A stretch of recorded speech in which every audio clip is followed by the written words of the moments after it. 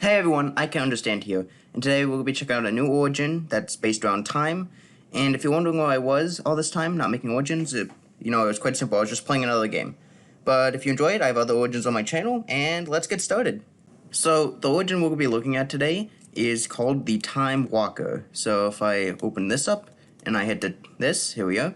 And after severely altering the space-time continuum, you have managed to separate yourself from the rest of the world.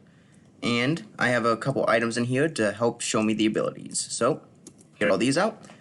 Great, it's raining. Great. So, let me go stop the rain real quick. Now, if you see here, I have, clocks, which will be important to this because it's based on time. And some of the abilities actually need clocks to function. So, isolated time. Your time is isolated from the world, making you immune to time-altering effects. So, like mining fatigue, and slowness, but this also includes the fast abilities like haste and speed, so it's kind of good and bad. And it also allows you to alter how your own time acts. So if you see it, I have a little bird down there that charges up. It takes about 5 minutes for it to fully charge, and if you see here, my attack speed is actually slower than it normally is. And that's because of the first thing down here. This is this bar. So when you press primary, you increase the level by 1. And each level gives you a bonus speed and movement speed. So if you see here, this is effectively normal speed, which takes about 1 charge every second. So you can keep it for about 5 minutes. And that's just normal speed. But if you press primary again, it goes up to more speed. And as you can see, I actually get faster attack speed and such. And if you look down there, once I run out, it goes back down to 0 and I'm slow again. And then you have the final ability, which drains it extremely quickly. You can only maintain it for around 30 seconds. But you get crazy fast attack speed, especially with axes. And you get crazy movement speed. So, that's effectively that ability. Down here, acceleration. You can use a clock to accelerate time to half a day of current. So if I use a clock, you'll see that right there. Let me just let it finish up real quick. But it takes about half a charge of the bar to actually move time forward. So if you look here, I get a clock, click it, half of the bar disappears, and then half a day ahead. I think it actually procced twice. Yeah, it procced twice. I changed it to 24 hours, so I have to change the flavor text, but I changed it so it accelerates basically a full day ahead. So that's that. And then we have the next ability, which is time stream absorption. You feel your own time stream trying to reconnect with the world over time, and you wonder how that can affect you. So after about 30 minutes, your origin will actually change, but I'm not going to be waiting here for 30 minutes, so I've just set up a command, and after 30 minutes, you effectively get to an origin called the Time Distortionist. After spending enough time in the main world, your time is realigned with the mainstream, but allowing you to manipulate it freely. Time Parasite, you absorb time from around you, which is effectively just the bird down here charging up.